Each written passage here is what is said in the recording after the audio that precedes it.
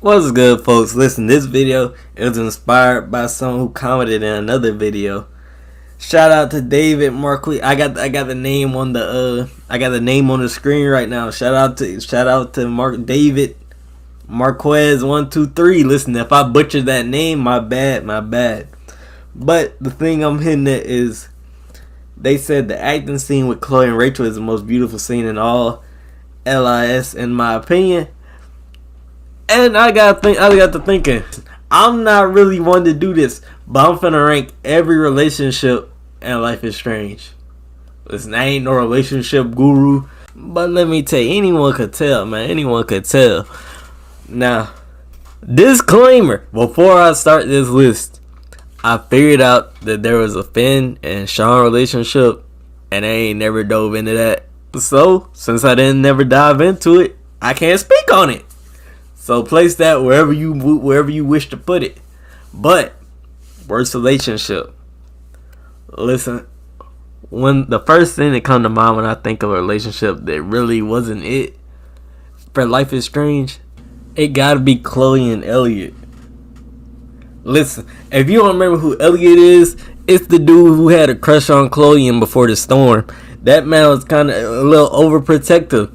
He has little slips and notes of Chloe in his room. And he kind of spazzed on Rachel and them. Cause he thought Rachel was a bad influence on Chloe. Little did he know. But I know this wasn't a relationship as in like, it was more of a one-sided relationship. But that is most definitely the worst. The man crashed out. You had to call the cops on him. That man, he was love struck for some reason. You could have invited him to the little seminar. That man didn't even go. If you know what I'm talking about, if you played Before the Storm, you definitely remember Elliot. Hey, listen, he on the screen right now. If you don't remember him. Next, another bad relationship. Listen,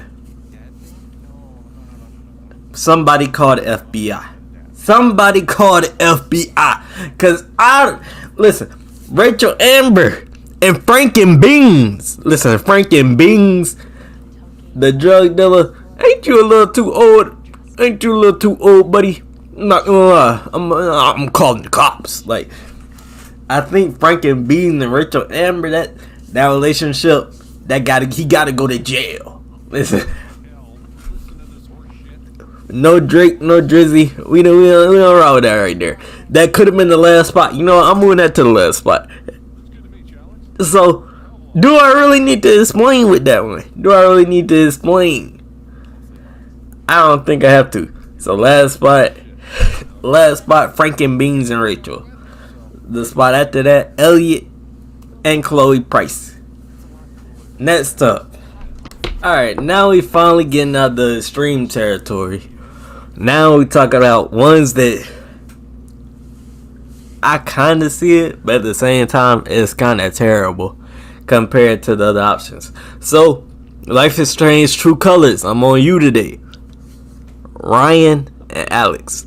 Listen, bruh. It's like, even the interactions that they have, it doesn't seem like a boyfriend-girlfriend type of thing to me. It seemed like he kind of like Gabe in a sense. Like, I feel like it's his little sis and he don't even really want to be in the relationship. So,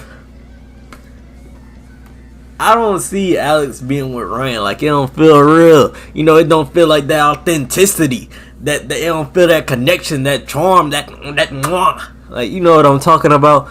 It just kind of feel indifferent.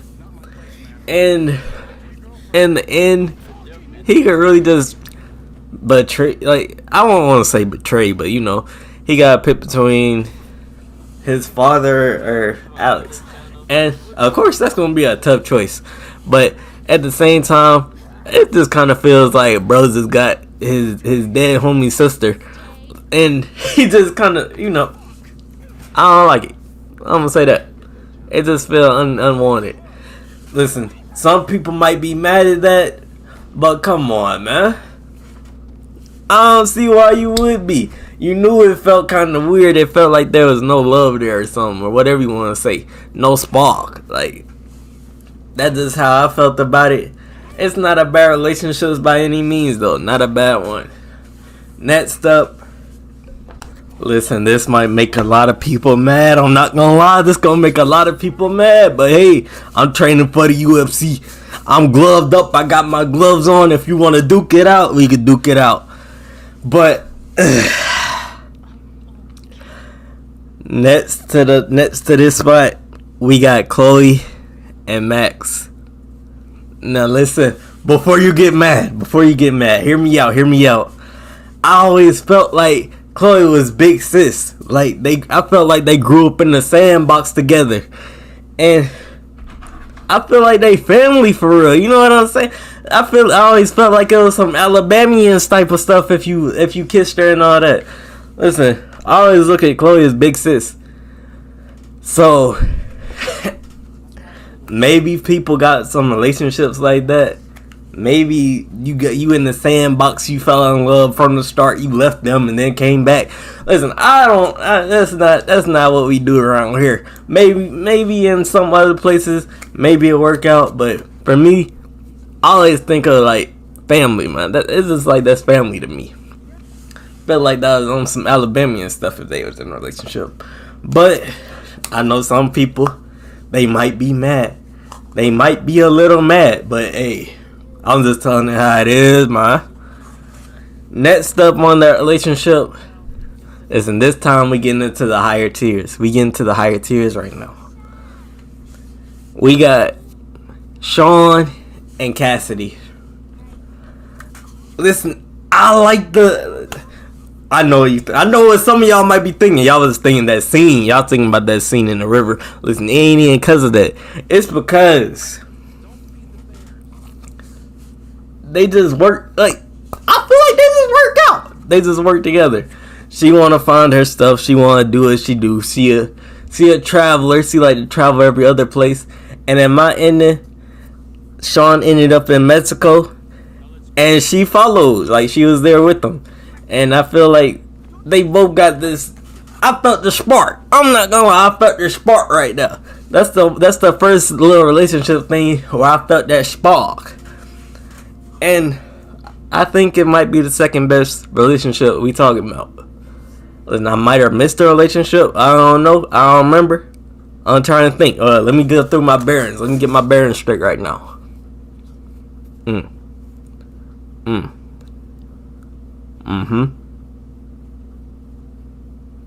Alright, next, I got my bearings straight. Alex and Steph. And Alex and Steph, it felt natural. It felt like what Alex and Ryan was trying to be. The character development, the extra episode we got with Steph, it was like, it ain't gonna lie, it was top two relationship right there, Alex and Steph. Because it felt like the most authentic one.